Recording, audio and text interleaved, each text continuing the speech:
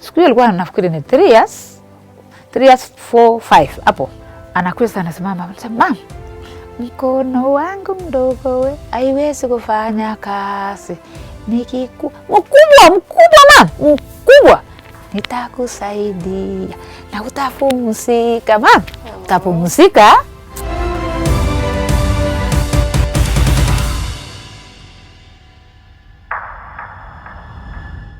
You could build a company in a night. That's how talented Tyler is. But just left all that to come and join me in Mogotio, right? To come and baby, I love you. Mkutana na Tyler. Tyler ako? Unaona je hiyo choice ya Nelly? Ya Kosi. Sishughuliki. Si ni yake? Hiyo ni yake. Unajua Josh ya mtu wesi comment sana. Respect. Mom, kumbe uniambie wewe si. Hapana, kuna siku niliona hii watu wa Western, hii kibata hii msiba. Huwa wanachukua kama big deal. Sisi kale kama amekufa tunasema, "Oi, sasa kama ameenda si amri ya Mungu." Pale popote tunakubali mchanga na yetu. Sasa mnaonanga wanachukua kama big deal, sijui tuende sijui nini sijui na tena wanaingia nyumba na kulala na maiti. Nikasema, mtoto wangu acha ikae sasa. Na wewe sana hii maneno. Sasa chukua kama ni ukweli ama ni maneno ya uongo. Sasa hiyo ndio tunaogopa. Ukaambia nisipate wewe na Mluya. Nilisema si uongo.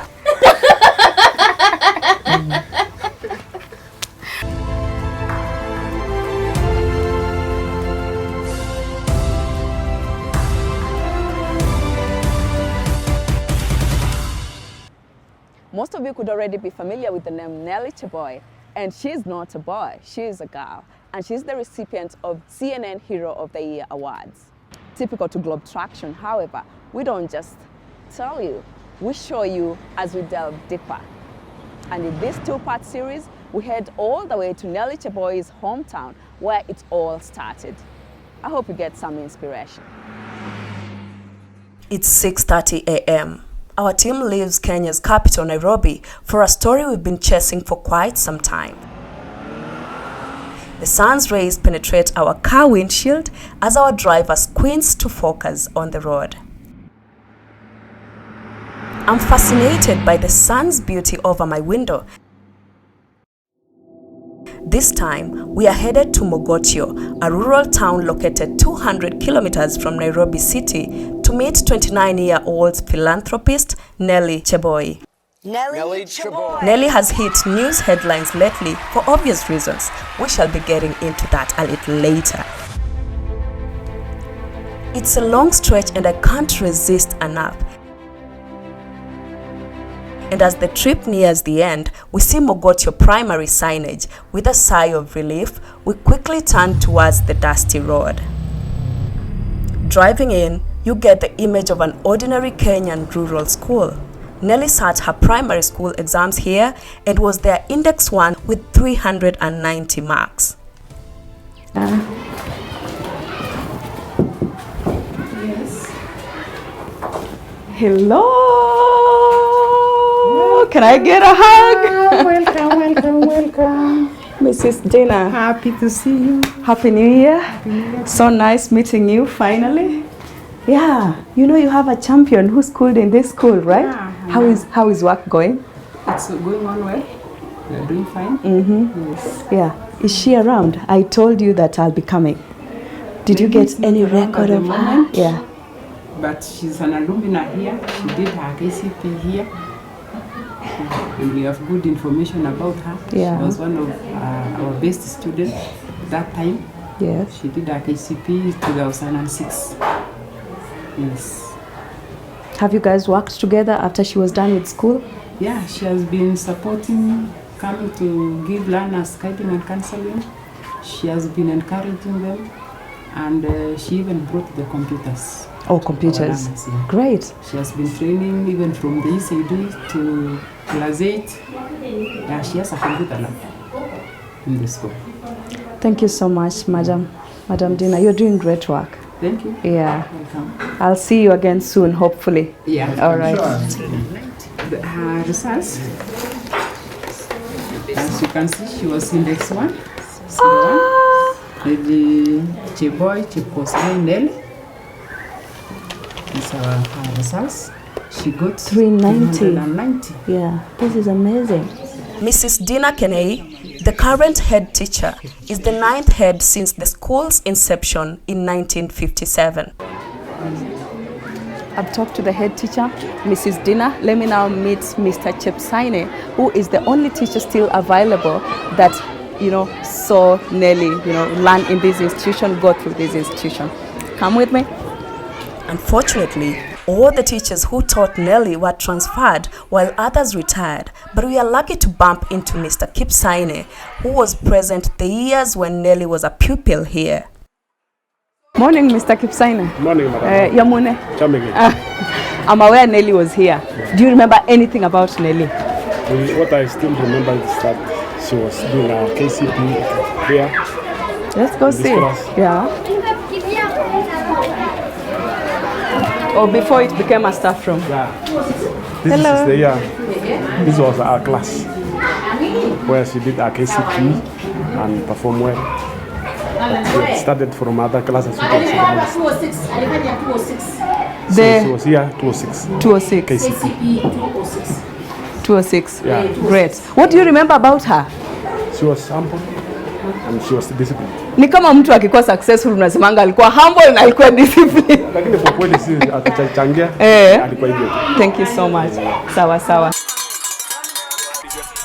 The bell rings, signifying the end of a break. And as the pupils stream back to their classes, so do we leave to catch up with Nelly.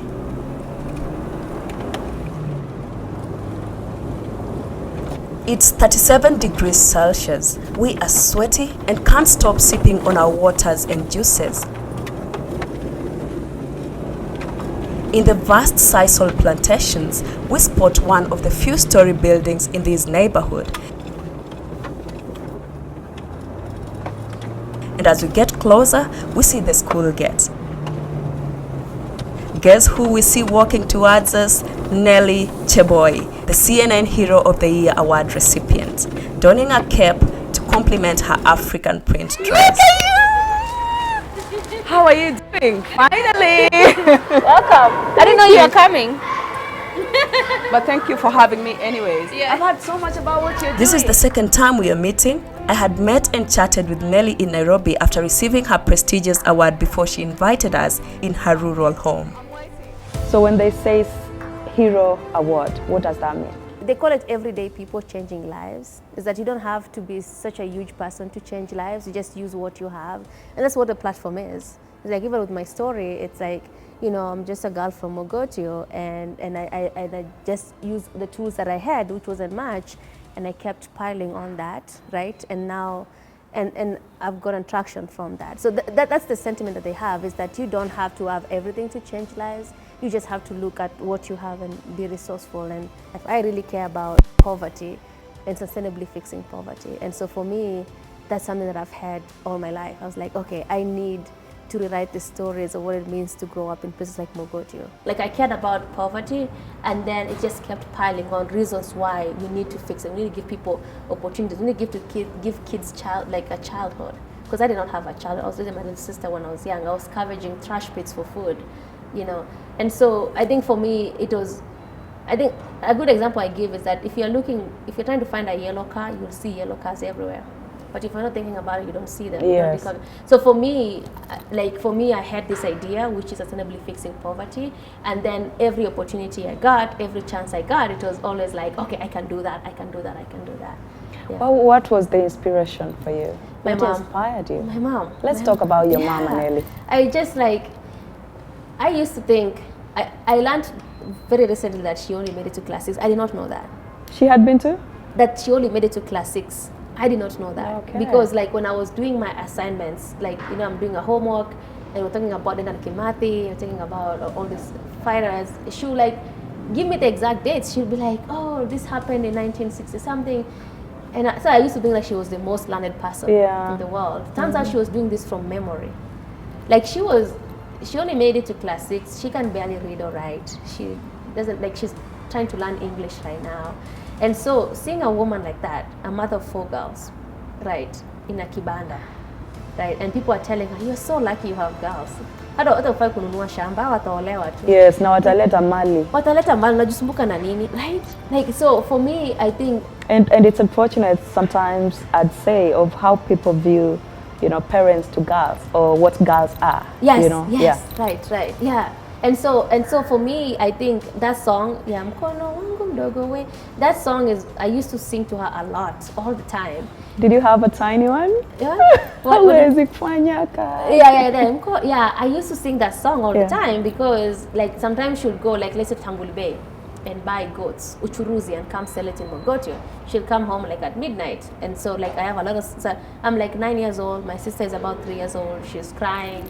That's when I go to trash pits and scavenge for food and just trying to feed my little sister because my mom is out there like trying to raise money or trying to pay for my elder sister's tuition, right?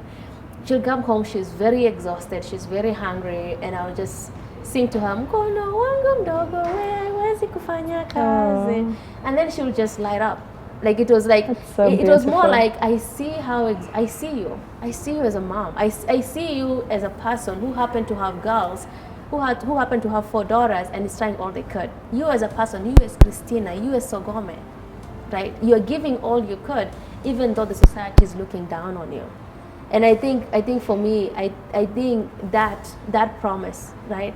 It was like it was a question of like it was a question of when.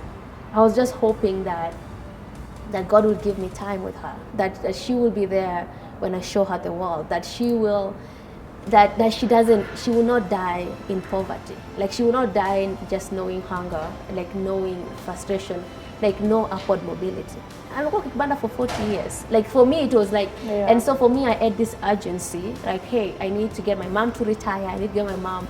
She loves glamour. She loves, I need to get her to just not be just slaving away to educate her daughters and then just die. Are you the firstborn? No, I'm like thirdborn, right? Thirdborn. Yeah. So what are your two sisters up to?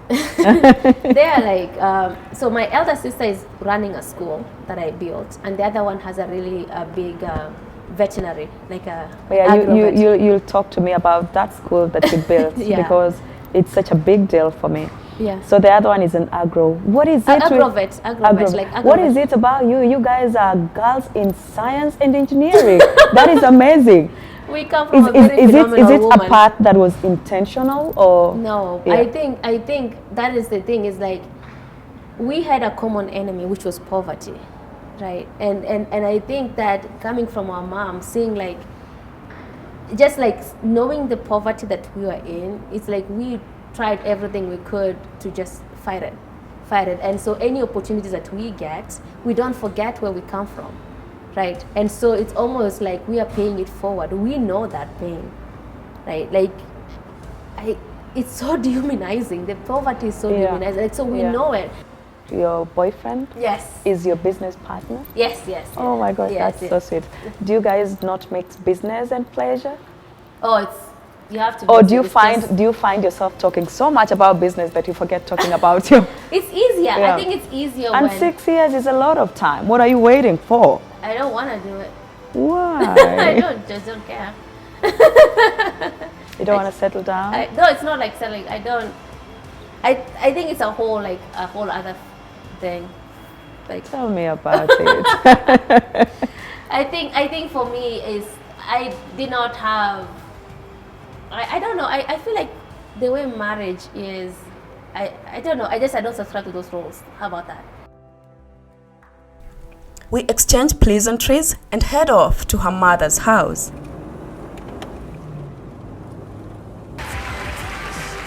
I'm sure you remember this scene of Nelly and her mom on a global stage in New York. We are here to squeeze all the juicy stories from her for you.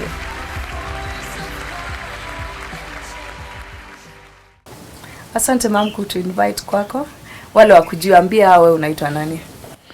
Upande wa jina naitwa Christine Sogome. Ukiniandika kasi na kupea jina yote Nelly Cheboi. Lakini Christine Sogome. Christine Sogome Cheboi. Leo msiandiki wewe kazi. Sasa nasema lakini wewe unajua ile mtoto wako amefanya, si ndio? Nilikuja kujua baadaye sikuwa nimekuja hapa specifically kwa sababu ya Nelly Cheboi. Na unajua juzi umekuwa na yeye all over the world. Niambie ulienda wapi na wapi na wapi? Actually nashukuru Mungu sana kwa hiyo wakati. Ilikuwa tarehe 7 mwezi wa 12 mwaka uliopita. Ilikuwa siku mzuri kwangu na naambia wamama wote akitolee kwa uzuri.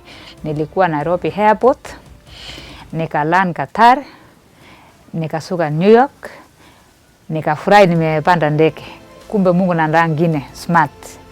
Nikalala siku 3-4 tukaenda CNN. Nelly Cheboi. Wakati nilisikia jina kweli nikasema Mungu wangu ni mimi kweli. Nikaona picha ya mtoto nikashinda kuamka. Naambia Mungu asante. Hiyo ndio kitu niliona kwa hii mwaka uliopita. Naambia Mungu asante. Nilifurahi sana mpaka hata sijui ni namna gani kucheka tu non stop. Niliona kwa hiyo video. Nicheka tu non stop. Nikiambia Mungu asante kwa ile yale nimepitia yote. Mungu asante. So Nelly ni mtoto yangu ya 4. Mimi ni mama ya watoto 5 na saa hii tukiongea hivi niko na 4. Unajua hii dunia naye haishibangi. So nika mmoja ikawa ya ulimwengu, mmoja ikaenda. Nabaki na 4. Sharon Cheboi, Barbara daktari, Sharon ni mwalimu, Barbara ni daktari. Alafu Nelly ndio wenye kuleta nyinyi hapa, mnajua wenyewe ni nani. Nashukuru. Alafu Friska ako Nairobi masomo. So nimewaambia nyinyi mmoja alienda katikati ya Nelly na Barbara. So wasichana 2 mbele, wasichana 2 nyuma. Huyo alikuwa tofauti na akaenda alikuwa mmoja tu. Nikamwambia Mungu sawa tu, ile utanipea anipangusie machozi. Na niambia Mungu asante kwa kusikia maombi. Taswa mko hapa. Maisha yalikuwa ngumu, nauza mboga. Kidogo nikatupa hiyo kwa sababu inipatie income ya kutosha. Nikaungana na mambo ya malapa. Malapa Kenya, huyu akiwa na Nelly akiwa na miaka 3-4. Nijaribu kupika saa 9, naweka mchele hapo, chai, mkate. Sipendi nisikie akiomba, na sitaki mtu anilishie. Wakule hiyo kiwa baridi, lakini njaa isuma hao. So naendanga Friday, napika malapa asubuhi. Naenda Friday saa 11, napika malapa saa 1. Nanunua mzigo yangu, naweka kariamoshi. Na kariamoshi mimi nilikuwa mtaja si mzuri, nalipa 20 mpaka maji mazuri. Na niingie chini ya kitanda nitandika magunia zangu na mkia Lugari. Nalipa 40 nyingine na kwa 60 from Nakuru to Malaba. Hiyo ilikuwa biashara ninafanyanga. Nilifanya muda ya miaka 2. Nikaona mama akakataa, akaniambia hapana, utakufia mbali, niletewe manguo. Nikasema hata hii naye. Kweli hakika nilienda huko, nikawekwa cell siku 3. Nikaambia hawa mimi sisikii Kiswahili, mniletee mtu ya Kalenjin. Nikaona kiasi kuongea Kiswahili hapa masomo hakuna, nitawekwa ndani. Nikaambia charge mimi sisikii Kiswahili, sasa nikatafuta Mnandi. Nikaambia mimi niko nakuja kutafuta vitu kazi. Niko na watoto 3 wako nyumbani, siku ilikuwa 3. Na wako peke yao kabisa, I'm single bila unaniona hivi. So akanihurumia, akaniambia lipa 500. Kuna mjamaa akikuja alilipia 500. Taswa sitakaga ukabila maisha yangu. Nakosanga na mtu mmoja, kama ni Hector Turkana wengine amen. Kama ni Onyango peke yake. Wajaluo yote amen. Hiyo ndio iko maisha yangu. Sitaki ujinga. Walinishikia Malaba. Nilikuwa nanunua hii diary ya baskeli Diamond. Sasa hapa ilikuwa ikujangi sana. Ilikuwa hii ya siku hiyo. Sababu ilikuwa na 4 years. So kuna ushuru nakata mingi. Nikaangalia watu nakula mimi bure. Sasa nikapita fanya ruhusa ule shortcut. Sasa nilikuwa napea wapepe, wakaniona kaniset kwa askari. Ilikuwa fiti ya 30,000.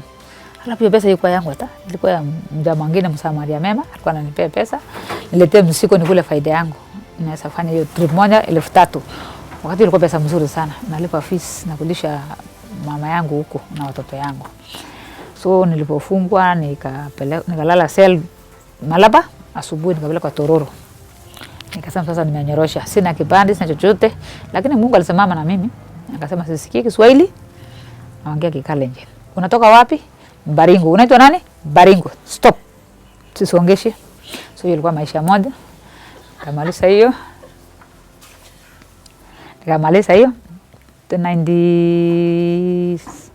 97 nikaungana na watu wa Selota kununua mbuzi na kuuza.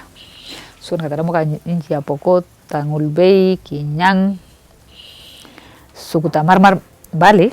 Nilienda siku moja nikakataa watu wa bunduki, nikasema hapana, siendi hapo. Nikasukumana na hapo, nikapata hii mdogo. Sasa ikawa ngumu kubeba mtoto na mbuzi, sababu tunataka bandei, nikawatana hiyo, nikaingia mahindi kuchoma, nikarudi barabara. Sasa mama jua kama hii saa inaonawaka hivi, niko hapa na moto yangu tu, nimekuwa nyeusi, unafikiri ni maiti lakini inaongea. Nilichoma for good 5 years. Nikaenda kichinjo, nikapika uchi hivi, wakasikia wibu, hata mimi sijui na mkosi gani. Nikatolewa race, niko na deni. Wakapomua kibanda asubuhi tena mapema ama jioni. Kufika huko nikaona kibanda imepomolewa about 10. Kina Nelly na furahi, unajua adaiwi. Walikula siku ngapi? Sababu ulikuwa pita kuuswa. So hiyo ndio nilitumia na kuambia nibitia challenge nyingi. Nikakuja kutenga hapo. Haya, wakati mwingine mbuzi kaibiwa. Nikapata mwaka moja. Nikapata, nashukuru serikali ya Kenya. Nilipopika nduru wakanisaidia, nikapata molo huko, kuliwa, nikaleta ine. Nikauza siku moja usiku kutu ya msichana yangu alipoitwa Mary Hills. Jaribu kukataka kwa mkali, nikaona taninyonga. Nikauza hiyo mali. Niliuza nilikuwa na ng'ombe, mbuzi, lakini yeye ndio alimaliza. Lakini sio pekee alimaliza, kuna wawili kwa wamemaliza. Sasa alisamara ile kwako. Sasa baki ufua peke yake ni mandazi tu. Huwa anatumanga 500 kwa kila siku. Na hiyo wimbo Nelly alikuwa anaimba mkono wangu mdogo wewe. Unakumbuka wimbo kama hiyo? Sana. Hebu niambie kitu kuhusu hiyo wimbo. Nelly actually ni kitu alikuwa nature tu hivyo. Sasa anakujanga nyumbani, anafuruka, analeta warafiki, sasa anakula kila kitu. Ikafika wakati hata silimchapi, hata mimi nilikuwa naogopa. So wakati natoka shughuli zangu, ananiangalia hivi, kaniambia Mama Sobi na ngara, na mama yuko hapa tukinwanga sukari. Akaniambia Mama Sobi na ngara, na nikikuwa kubwa utangara kama Mama Sobi. Sasa si ile ukipatiwa kitu mzuri tunacheka. Si mimi nacheka tu. Haya kidogo anacheza anarudi. Siku hiyo alikuwa nafikiri ni 3 years 4 5 hapo. Anakuja sana anasema mama, mkono wangu mdogo we haiwezi kufanya kazi. Mkubwa nitakusaidia na utapumzika utapumzika. Sasa najaribu kusema na nasema na sio siku moja, kesho naenda mtondo mama yangu ile ya mtoto ukibilia sasa nakaa chini sana tukuniangalia ni kama alikuwa akili yake alikuwa kinurumia sana.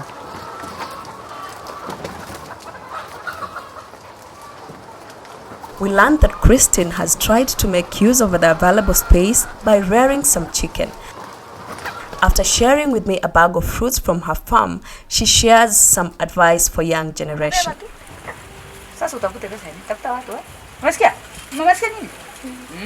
Hawa kuna wengi, wanafikiri ni huko na yeye na kumbe amesaa ngine huko. Hao ni tajiri.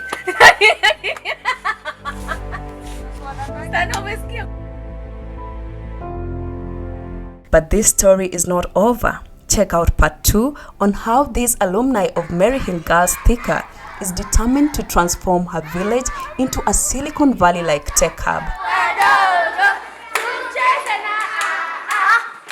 We also speak to Bowen, perhaps Kenya's youngest website developer, who is a beneficiary of Nelly's company, TechLit Africa.